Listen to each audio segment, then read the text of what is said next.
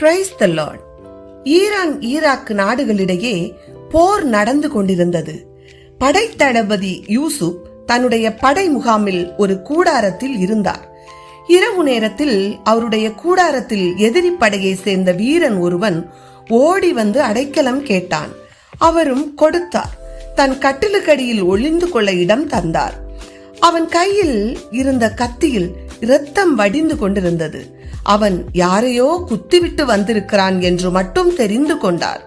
சற்று நேரத்தில் அவருடைய சொந்த வீரன் 4 பேர் அவனை துரத்தி கொண்டு ஓடி வந்தார்கள். ஐயா, கையில் கத்தியோடு ஒருவன் இங்கே ஓடி வந்ததை பார்த்தீர்களா என அவர்கள் யூசுப்புவை கேட்டார்கள். அப்படி யாரும் இங்கே வரவில்லை. ஏன், அவன் என்ன செய்தான் என கேட்டார். அவன் இக்பாலை கொன்றுவிட்டான் என்றனர். அப்படியா, போய் நன்றாக தேடி பாருங்கள் என அவர்களை அனுப்பிவிட்டார். கட்டிலுக்கடியில் பதுங்கி இருந்தவனை வெளியே வர சொன்னார். அவனும் வந்தான். அவன் கையில் ஒரு பணமுடிப்பை கொடுத்து, என் குதிரையை பின்புறம் கட்டி இருக்கிறேன், அதில் ஏறி தப்பித்து விடு என்றார்.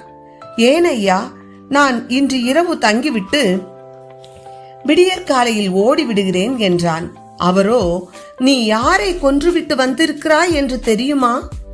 என்னுடைய ஒரே மகன் இக்பாலை என்றார். அக்கொலைக்காரன் பணத்தை எடுத்துக்கொண்டு குதிரையின் மேல் ஏறி ஓடிவிட்டான். அடைக்கலம் என்று வந்த பகைவனை மன்னித்து அன்பு செலுத்திய யூசுப்பின் மனநிலை எவ்வளவு பாராட்டற்குரியது. சற்று சிந்திப்போமே. இந்த யூசுப்பை போல நம்மால் பகைவரை நேசிக்க முடியுமா? 1 முறை 2 முறை கடினப்பட்டு பகைவரை நேசிப்போம். அதற்கு மேல் பகைவரை நேசிப்போமா? அது இயலாத காரியம். அவர்களை பார்க்கும் பொழுது மனதிற்குள் பகைமை உணர்வு தோன்றுகிறது அல்லவா?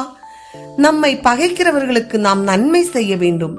நாம் அப்படி நன்மை செய்யும் பொழுது கிறிஸ்துவின் அன்பு நம்மில் வெளிப்படும்.